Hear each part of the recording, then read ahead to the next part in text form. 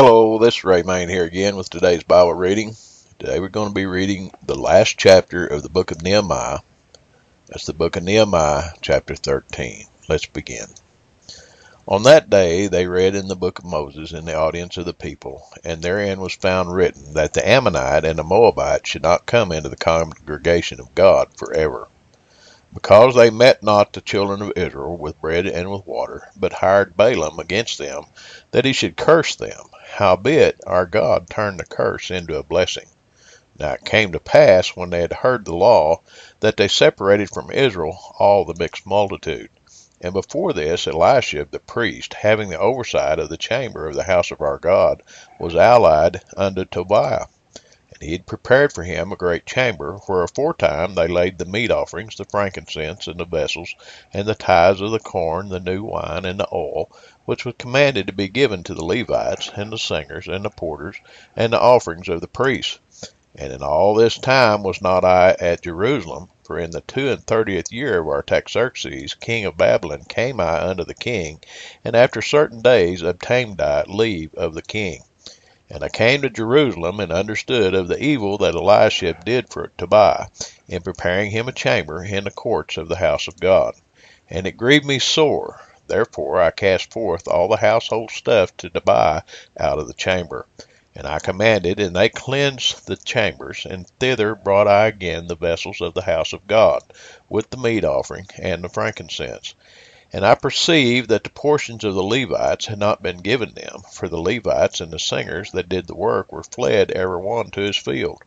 Then contended I with the rulers, and said, Why is the house of God forsaken? And I gathered them together, and set them in their place. Then brought all Judah the tithe of the corn, and the new wine, and the oil, unto the treasuries. And I made treasurers over the treasuries, Shelemiah the priest, and Zadok the scribe, and of the Levites Pedaiah, and next to them was Hanan the son of Zaccur, the son of Mattaniah, for they were counted faithful, and their office was to distribute unto their brethren. Remember me, O God, O my God, concerning this, and wipe not out my good deeds that I have done for the house of my God, and for the offices thereof. In those days saw I in Judah some treading wine presses on the Sabbath, and bringing in sheaves, and lading asses, as also wine, grapes, and figs, and all manner of burdens, which they brought into Jerusalem on the Sabbath day. And I testified against them in the day wherein they sold victuals. There dwelt men of Tyre also therein, which brought fish, and all manner of ware, and sold on the Sabbath unto the children of Judah, and in Jerusalem. Then I contended with the nobles of Judah, and said unto them, What evil thing is this that ye do, and profane the Sabbath day? Did not your fathers thus, and did not our God bring all this evil upon us, upon this city? Yet ye bring more wrath upon Israel by profaning this Sabbath. And it came to pass that when the gates of Jerusalem began to be dark before the Sabbath, I commanded that the gates should be shut, and charged them that they should not be opened till after the Sabbath. And some of my servants set I at the gates, that there should no burden be brought in on the Sabbath day. So the merchants and sellers of all kind of ware lodged without Jerusalem once or twice. Then I testified against them, and said unto them, Why lodge ye about the wall? If ye do so again, I'll lay hands on you. From that day forth came they no more on the Sabbath. And I commanded the Levites that they should cleanse themselves, and that they should come and keep the gates, to sanctify the Sabbath day. Remember me, O my God, concerning this also, and spare me according to the greatness of thy mercy.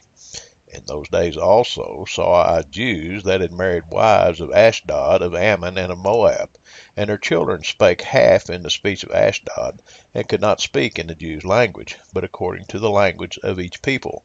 And I contended with them, and cursed them, and smote certain of them, and plucked off their hair, and made them swear by God, saying, Ye shall not give your daughters unto their sons, nor take their daughters unto your sons, or for yourselves. Did not Solomon, king of Israel, sin by these things? Yet among many nations was there no king like him, who was beloved of his God, and God made him king over all Israel. Nevertheless, even him did outlandish women cause to sin. Shall we then hearken unto you to do all this great evil, to transgress against our God in marrying strange wives? And one of the sons of Jehoiada the son of Eliashib, the high priest, was son-in-law to Sanballat the Horonite, and therefore I chased him from me. Remember them, O my God, because they have defiled the priesthood, and the covenant of the priesthood and of the Levites. Thus cleansed I them from all strangers, and appointed the wards of the priests and the Levites, every one in his business, and for the wood offering at times appointed, and for the firstfruits. Remember me, O my God, for good. Well, that's the reading for today. And if I might say this, I don't know, this seems to be, this last chapter seems to be a summary of the whole book of Nehemiah. You know, Nehemiah is very zealous for the work of God as he saw it, in bringing the people that were supposed to be rulers. The head priests was even breaking the commandments. If the head folks, people that are in charge, if they break the law, you know, why should the people obey the law? Isn't that correct? Isn't that what we're looking at today? Think that people in Congress and the president, they break the law every day. They're doing things that we'd be put in prison for in a heartbeat, you know.